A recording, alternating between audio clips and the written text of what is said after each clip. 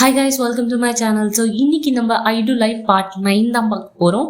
So part 1 to 8 பார்க்காதவங்க போய் பார்த்துட்டு வந்துடுங்க. அப்படி இல்லைன்னா உங்களுக்கு டாப்பில் வந்து பிளேலிஸ்ட் தரேன், அதையும் செக் பண்ணி பாருங்கள். இவ்வளோ நாளாக நம்ம வெயிட் பண்ணிட்டு இருந்தது ஃபைனலி டேரக்டர் எப்பயா ஹீரோ லவ் சொல்லுவார் ஹீரோயின் கிட்ட அப்படின்னு சொல்லிட்டு நானும் ஒரு எபிசோட வெயிட் பண்ணிகிட்டே இருப்பேன். கடைசி வரைக்கும் அந்த டேரக்டர் இதை சொல்லவே விட மாட்டான் ஹீரோவை. ஸோ ஃபைனலி ஹீரோ வந்து லவ்வை சொல்லிட்டாரு ஹீரோயின் கிட்ட இந்த எபிசோட்ல. ஸோ கடைசி வரைக்கும் பாருங்க. ஸோ அங்கே நம்ம வீடியோக்குள்ள போகலாம். போன பாட்டில் வந்து அந்த சிஇஓ சொல்லியிருப்பாரு, பாரா நான் சொன்னா நீ ரொம்ப கஷ்டப்படுவடா அப்படின்னு சொல்லிட்டு. பட் இருந்தாலும் ஹீரோ அதெல்லாம் கேட்காம எனக்கு நீங்க சொல்லியே ஆகணும் அப்படின்னு கேட்டிருப்பாரு. ஸோ அந்த சிஇஓ சொல்ல ஆரம்பிக்கிறாரு ஆக்சுவலி என்ன நடந்துச்சு அப்படின்னு சொல்லிட்டு. ஸோ ஊசாங் வந்து இவரை பார்க்கறதுக்காக வந்திருப்பாரு. வந்து இதோ பாருங்க, இப்போ எனக்கு புரியுது ஹீரோவோட சோலோ கான்சர்ட் போயிட்டு இருக்கு அப்படின்னு சொல்லிட்டு. பட் ஆனால் இதுக்கப்புறம் வந்து ஒரு ஆல்பம் சாங் தரேன்னு தானே சொன்னீங்க, நாங்கள் 4 பேரும் பெர்ஃபார்ம் பண்ற மாதிரி, அது என்ன ஆச்சு அப்படின்னு சொல்லிட்டு கேட்ட உடனே ஹீரோ சொல்றாரு, இது பாரு நீ கொஞ்சம் பொறுமையா வெயிட் பண்ணி தான் ஆகணும். ஏன்னா ஹீரோவோட இதுதான் போயிட்டு இருக்கு, இப்ப அவன்கிட்ட தான் காசு வருது இல்ல, அதை எல்லாரும் பிரிச்சு எடுத்துக்கோங்க, ஒன்றும் பிரச்சனை இல்லை, இப்போதைக்கு நான் அதெல்லாம் எதுவும் பிளான் பண்ணல அப்படின்ற மாதிரி மூஞ்சில் அடிச்ச மாதிரி சொல்லிடுறாரு. ஸோ இவரும் ரொம்ப கெஞ்சி பாக்குறாரு. பட் இருந்தாலும் இப்போதைக்கு கிடையாதுரா அப்படின்ற மாதிரி சொன்ன உடனே ஸோ இவரும் வந்து வெளியே வந்துடுறாரு. ரொம்பவே ஃபீல் பண்றாரு. ஏன்னா வந்து எல்லா மெம்பர்ஸுமே வெயிட் பண்ணிட்டு இருக்காங்க, எப்பரா வந்து ஆல்பம் சாங் எல்லாரும் ஒன்னா சேர்ந்து பண்ணலாம், ஒரு கம்பேக் கொடுக்கலாம் அப்படின்னு சொல்லி. ஸோ ஜெய் வந்து வேற ஏதோ பேண்ட் ஆடுறத பார்த்துட்டு பாடுறா இவனுங்க இவ்வளவு கேவலமா ஆடுறானுங்க பாரு, நம்ம கம்பேக் கொடுக்குறோம், இவனுங்க மாதிரிலாம் கேவலமா ஆடக்கூடாதுரா, வேற லெவல்ல கம்பேக் கொடுக்கணும் அப்படின்னு சொல்லிட்டு பேசிட்டு இருக்கான். இதெல்லாம் ஊசாங் பார்க்கும்போது ஒரு மாதிரி கஷ்டமாகுது. ஏன்னா இவ்வளவு நம்பிக்கையா இருக்கானுங்க இவனுங்க, ஆனா சிஇஓ வந்து எதுவுமே இல்லை அப்படின்னு சொல்றாரு அப்படின்னு சொல்லி ரொம்ப கஷ்டப்பட்டுட்டு இருக்கான். அப்போ வந்து ஆப்போசிட் கம்பெனில இருந்து கால் வருது, இந்த மாதிரி வந்து நீ வந்து எங்க கூட ஜாயின் பண்ணிக்கோ, உங்க டீம் மெம்பர்ஸ் எல்லாத்தையும் கூட்டு வா, நான் உனக்கு புது கான்ட்ராக்ட் சைன் பண்றேன் அப்படின்னு. ஸோ இவனும் வந்து யோசிக்கிறான். ஹீரோட நிலைமையும் சரியில்லை. ஏன்னா ப்ராக்டிஸ்ன்னு சொல்லி அவரையும் ரொம்ப கொடுமைப்பட்டுட்டு இருக்காங்க. அவரும் மெடிசன்லாம் எடுத்துட்டு தரையில புரண்டுட்டு இருக்காரு வழியில. இவன் அப்படியே ஓடி போய் நடாச்சு அப்படின்னு சொல்லிட்டு பாக்குறான். பட் இருந்தாலும் வந்து ஹீரோ வந்து சத்தியம் வாங்கிடுறாரு, இந்த மாதிரி நானே பாத்துக்கிறேன் அப்படின்னு. ஸோ இவனால பொறுக்க முடியாத ஸோ மேனேஜர் கிட்ட போயிட்டு ஏன் அப்படி கொடுமைப்படுத்துறீங்க அவனை, ப்ராக்டிஸ்ன்னு சொல்லி அவன் கஷ்டப்பட்டுட்டு இருக்கான் அப்படின்னு சொல்லிட்டு சொல்லாம வராது. பட் ஆல்ரெடி தான் இவர் வந்து ப்ராமிஸ் வாங்கிட்டாரு அப்படின்றதுனால எதுவுமே சொல்லலை. சரி நாங்கள் பார்த்துக்குறோம் அப்படின்னு சொல்லிட்டு அந்த மேனேஜரும் போயிடுறாரு. இது எல்லாத்தையும் மண்டைக்குள்ளே வச்சுட்டு சரி நான் ஒத்துக்கிறேன், கான்ட்ராக்ட் எல்லாம் சைன் பண்ணுறோம் அப்படின்னு சொல்லிட்டு ஆப்போசிட் கம்பெனிக்கு வந்து சொல்லிட்டு இருப்பான். அவனும் வந்து ரெக்கார்ட் பண்ணிட்டு இருப்பான் இது ஃபோனில். ஸோ அதை வச்சு மிரட்டிட்டு இருக்கான். அதை போய் நீ தான் வந்து சொன்ன, கண்டிப்பாக நீ வந்து சைன் பண்ணியே ஆகணும், இல்லைனா நான் இதை வந்து ரிலீஸ் பண்ணிடுவேன், வெளியே ரிலீஸ் பண்ணால் என்ன ஆகும் தெரியும்ல அப்படின்னு சொல்லிட்டு மிரட்டின உடனே இவனும் ஒத்துக்கிறான், நாங்கள் சைன் பண்ணுறோம் அப்படின்னு சொல்லிட்டு. இதை வந்து ஹீரோ கிட்ட சொல்லணும் அப்படின்றதுக்காக தான் அந்த நைட்டு போயிருப்பான் அவன். ஆக்சுவலி ஹீரோவால அந்த நிலைமையிலே இருந்திருக்க முடியாது கேட்குற நிலைமையில. ஸோ அதனால வந்து சரி நீ படுறா, நாளைக்கு காலைல பேசிக்கலாம் அப்படின்னு சொல்லிட்டு இவர் தான் வந்து படுக்க வச்சுட்டு வெளியே வரும்போது சிஇஓ கால் பண்ணியிருப்பாரு. என்ன நீ ஆப்போசிட் கம்பெனிக்கு போயிட்டு வந்தியாமே, கான்ட்ராக்ட்லாம் சைன் பண்ணியிருக்கியாமே அப்படின்ற மாதிரி சிஇஓ கேட்க இவனுக்கா அதுதான் ஒரு மாதிரி ஆயிடுது. பாரு உண்மையை சொல்லு, நீ அதை சைன் பண்ணியிருந்தேன்னு வச்சுக்கோங்க, நாங்கள் லீகல் நோட்டீஸ் அனுப்புவோம் உனக்கும் ஹீரோக்கும், அவனோட கரியரும் நீ சேர்த்து அழிச்சிட்ட அப்போ அப்படின்னு சொன்ன உடனே இவனுக்கு ஒரு மாதிரி ரொம்பவே கஷ்டமாயிடுது. இல்லை நான் தான் பண்ணேன், ஹீரோ எதுவுமே பண்ணல, என் மேல நீங்க எது வேணாலும் இது பண்ணிக்கோங்க, பட் ஹீரோ மேல எதுவுமே பண்ணாதீங்க அப்படின்ற மாதிரி சொல்லிட்டு இருக்கான். அப்பயும் ஹீரோவை காப்பாத்தான் ட்ரை பண்றான்.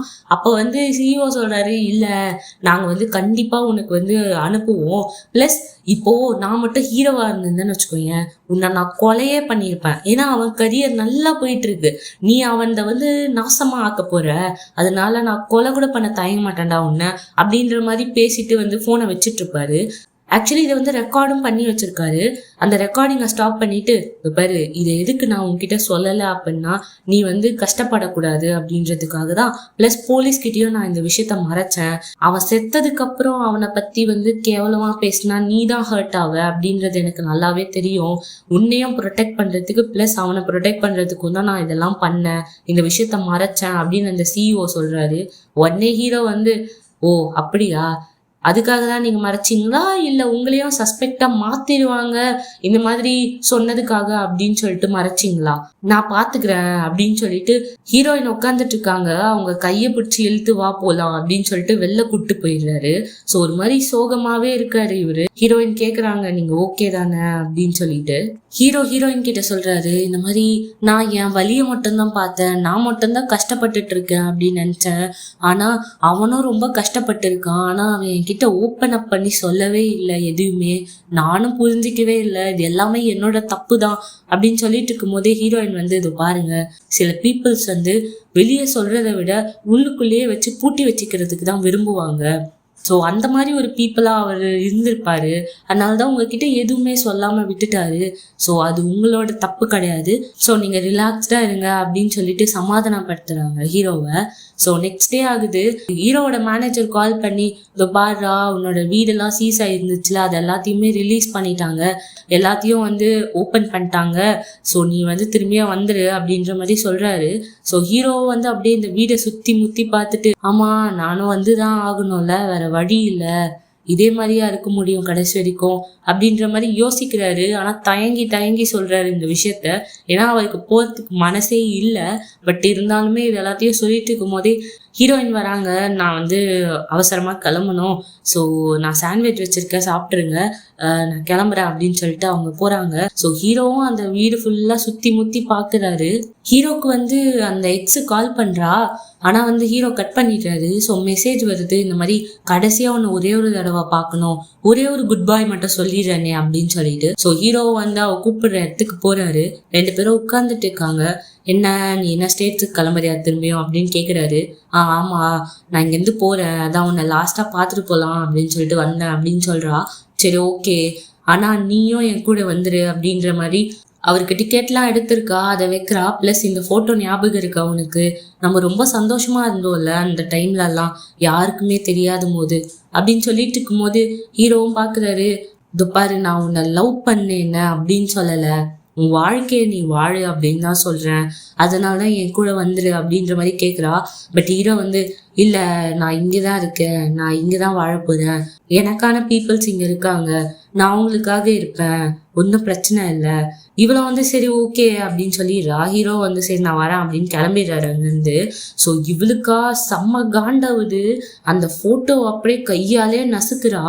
கட் பண்ணா ஹீரோயினை காட்டுறாங்க. ஹீரோயினா என்னடா இது டைமே ஆக மாட்டேங்குது, சரி ஓகே காஃபி குடிப்போம் அப்படின்னு சொல்லிட்டு காஃபி குடிக்கிறாங்க. அதுக்கப்புறம் டைம் ஆக மாட்டேங்குது, சரி ஓகே இந்த பென்சிலை சீவோம் அப்படின்னு சொல்லிட்டு ஒரு 10-15 பென்சிலை சீவி வச்சிடுறாங்க.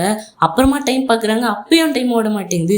என்னடா இது மரண ஸ்லோவா டைம் போயிட்டு இருக்கே, எப்போ 5:30 எப்போ நான் வீட்டுக்கு வர்றது அப்படின்னு சொல்லிட்டு கொஞ்ச நேரம் அப்படியே பார்த்துட்டு இருக்காங்க. பார்த்தா டைம் ஆயிடுது. அப்பாடா டைம் ஆயிடுச்சு அப்படின்னு சொல்லிட்டு வரட்டா அப்படின்னு சொல்லிட்டு அங்கேருந்து கிளம்பி போறாங்க. ஸோ காரில் போயிட்டு இருக்கும் போதே ஒரு சிக்கன் கடையை பார்க்குறாங்க. ஸோ சிக்கன் வாங்கிட்டு வந்திருக்காங்க. ஹீரோ வந்து என்னது இது அப்படின்னு கேட்டால் சிக்கன் வாங்கிட்டு வந்தேன், நீங்கள் தான் ரொம்ப லோவாக இருக்கும் போது சிக்கன் சாப்பிடுவீங்களே அப்படின்னோடனே உனக்கு எப்படி தெரியும், ஏங்க நான் உங்கள் ஃபேனாக இவ்வளோ வருஷமாக இருந்திருக்கேன் அப்படின்னு சொல்லிட்டு அப்படியே வந்து ஸ்லோ பண்ணிடுறாங்க. ஸோ சரி ஜுங்ஜேக்கும் பிடிக்கும் அப்படின்னு சொல்லிட்டு ஜுங்ஜேவை கூப்பிடலான்னு பார்க்குறாங்க. ஆனால் கொஞ்சம் தயக்கமாக இருக்குது. சரி ஃபோன் பண்ணி பார்ப்போம் அப்படின்னு சொல்லிட்டு ஃபோன் பண்ணலான்னு போகும்போது கரெக்டாக அவங்க உள்ள வர ஹீரோ ஜுங்ஜே அப்படின்னு சொல்லிட்டு கூப்பிடுறாங்க. டக்குன்னு வந்து என்னடா அது ஸ்மெல்லு வருது அப்படின்னு சொல்லிட்டு மூக்குலேயே வாசனையை குடிச்சிட்டு சிக்கனா வாவ் என்னோட ஃபேவரட் அப்படின்னு சொல்லிட்டு இருக்கான்.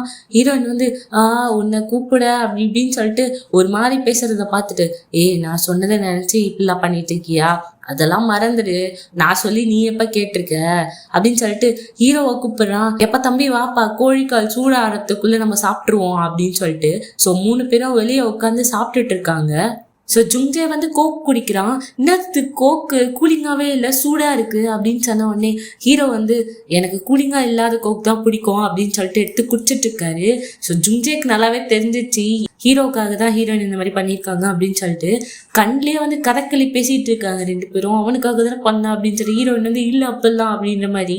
என்ன இப்போ பிரச்சனை, எவ்வளோ கூலிங்கா குடிச்சாலும் வயிற்றுக்குள்ள போய் சூடாதானே ஆக போகுது, குர்ரா இப்படி அப்படின்னு சொல்லிட்டு இழுக்கும் போது அப்படியே ஹீரோயின் மேலேயே ஊத்திக்குது.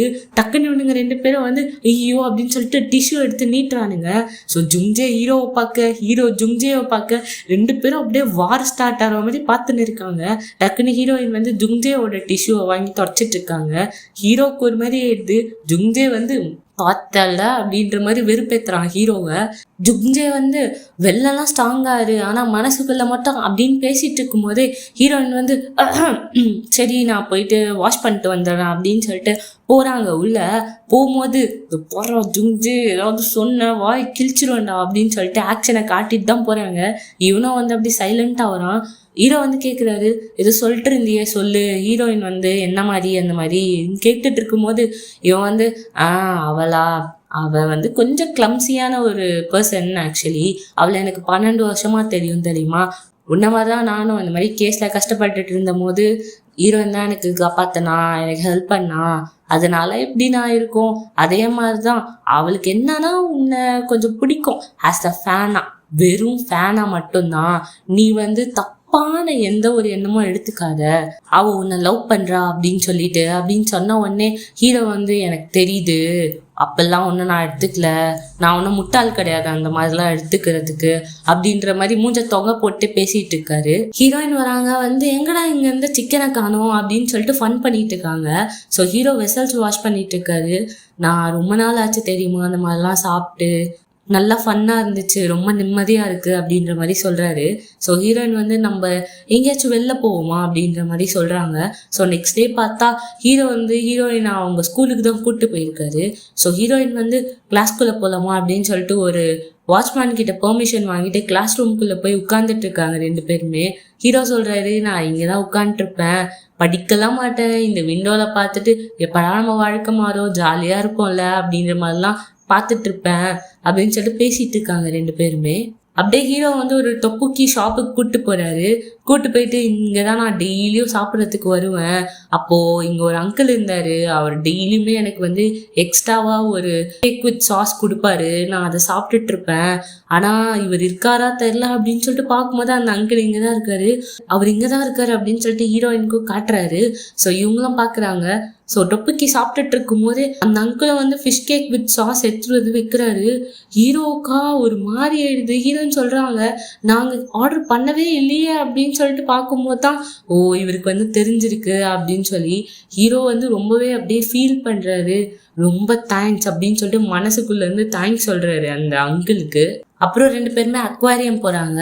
ஸோ ஹீரோன்னு சொல்றாங்க, வேணாம் அவங்கள யாராவது பாத்திர போறாங்க அப்படின்னு சொல்லி. பட் ஹீரோ வந்து உனக்கு பிடிக்கும்ல அப்போ போகலாம் வா அப்படின்னு சொல்லிட்டு 2 பேருமே போறாங்க உள்ள. ஸோ ஒரு பெரிய கிளாஸ்ல அப்படியே ஃபிஷ்ஷஸ் எல்லாமே வந்து உள்ள போயிட்டு இருக்கு. ஸோ இது எல்லாத்தையும் பார்த்துட்டு இருக்காங்க.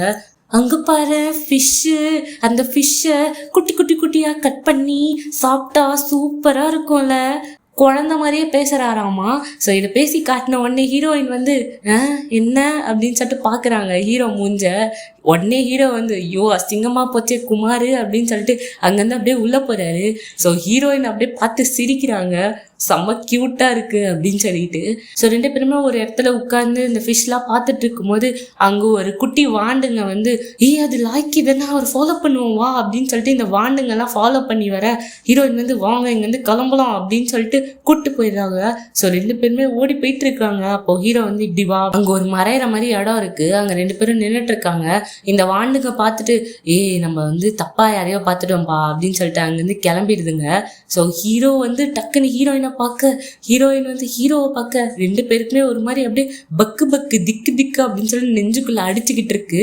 ஸோ ஒரு மாதிரி வந்து ரொமான்டிக்கா காட்டுறாங்க.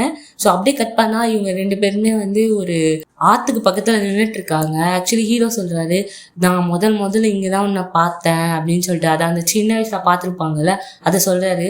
அதனாலதான் உன்னை இங்க கூட்டு வந்தேன், நான் இங்க உட்காரும் போது தான் ஏதோ எல்லாமே வந்து நடந்த விஷயம் எல்லாமே வந்து நான் மறக்கிறேன், அப்பெல்லாம் நான் வந்து வெளியே வரதையே அவாய்ட் பண்ணிடுவேன், ஏன்னா வந்து ஃபேன்ஸ் எல்லாம் வருவாங்க, ஒரு மாதிரி இருக்கும், அவங்க கிட்டலாம் பேசணும் அப்படின்னு சொல்லிட்டு. பட் ஆனால் இன்னைக்கு நான் வெளில வந்தது அப்படி ஒரு துளி கூட நான் நினைக்கவே இல்லை. ஸோ நான் எவ்வளோ விஷயத்த இழந்துட்டேன்ல இந்த இதுனால. பட் ஆனால் உன் கூட இருக்கும்போது நான் வந்து நானா உணர்றேன், நான் ஒரு கோல்டன் பாய்ஸ் மெம்பர் அப்படிங்கிறதே நான் சுத்தமாக மறந்துடுறேன், என்னோட உண்மையான லைஃப் இதுதான் அப்படின்ற மாதிரி எனக்கே தோணுது அப்படின்னு சொல்லிட்டு பேசிட்டு இருக்காங்க. ஹீரோயின் வந்து அங்கே இருக்க லைட்ஸ் எல்லாம் பார்த்துட்டு இருக்காங்க. அப்போ ஹீரோ வந்து அப்படியே ஹீரோயினையே பார்த்துக்கிட்டு இருக்காரு. 2 பேரும் வீட்டுக்கு நடந்து போயிட்டு இருக்கும்போது ஹீரோ வந்து இன்னும் 10 நிமிஷம் தான் இருக்குல்ல, நான் என்னோட பேக் டு லைஃப் வேற போகணும் அப்படின்னு பேசிட்டு இருக்கும் போதே ஹீரோயின் வந்து எனக்கு புரியுது வேற என்ன பண்றது, ஆனா நீங்க சொன்னீங்கல்ல இன்னைக்கு நீங்களா இருந்தீங்க அப்படின்னு சொல்லிட்டு, ஸோ எனக்கு அது ரொம்ப பிடிச்சிருந்துச்சு, நீங்களா இருக்கிறது எனக்கு ரொம்ப பிடிச்சிருக்கு அப்படின்ற மாதிரி சொல்றாங்க. உடனே ஹீரோ பார்த்துட்டு என்ன சொன்ன, அப்போ உனக்கு என்ன பிடிச்சிருக்கா அப்படின்னு கேக்குறாரு. ஹீரோயினுக்கு ஒரு நிமிஷம் பக்குன்னு ஆயிடுது. என்ன சொல்றீங்க, இல்ல ஆக்சுவலி நான் என்ன சொல்ல வந்தேன்னா, இனி நீங்க சொன்னீங்கல்ல நானா உணர்ந்தேன் இன்னைக்கு அப்படின்ட்டு, அததான் பிடிச்சிருக்குன்னு சொன்னேன், என்ன நீங்க இப்படிலாம் பேசுறீங்க அப்படின்னு சொல்லிட்டு ஹீரோயின் அங்க இருந்து கிளம்பலான்னு போகும்போது ஹீரோ வந்து அங்க இருந்து கத்துறாரு, ஆனா எனக்கு உன்னை பிடிச்சிருக்கு அப்படின்னு சொல்லி ஹீரோயின் ஒரு நிமிஷம் அப்படியே நின்னுறாங்க. அப்படியே திரும்பி பாக்குறாங்க. ஆமா, நானும் எவ்வளவோ கண்ட்ரோல் பண்ண ட்ரை பண்ணேன், ஆனா அப்படியே நெஞ்ச வெடிச்சிடும் போல் இருக்கு, என்னோட ஃபீலிங்ஸை ஸ்டாப் பண்ணவே முடியல, நான் இப்ப சொல்றேன் உன்னை நான் லவ் பண்றேன் அப்படின்ற மாதிரி சொல்றாரு. ஹீரோயினால் தான் ஸ்டக் ஆகி நிக்கிறாங்க. அப்படியே ரெண்டு பேரும் பார்த்துட்டு இருக்காங்க. ஸோ இதோட எபிசோட் 9 முடியுது. கடைசியில ஹீரோ வந்து நான் லவ் பண்றேன் அப்படின்னு சொல்லிட்டாரு. So my soul rest in peace. So அதனால நெக்ஸ்ட் எபிசோட் சீக்கிரமாவே அப்லோட் பண்றேன். உங்க ஃப்ரெண்ட்ஸ் அண்ட் ஃபேமிலிஸ்க்கு கண்டிப்பா ஷேர் பண்ணுங்க. உங்களுக்கு பிடிச்சிருந்தா லைக் பண்ணுங்க, கமெண்ட் பண்ணுங்க, நல்லா இருக்கா இல்லையா அப்படின்னு சொல்லிட்டு. So bye guys.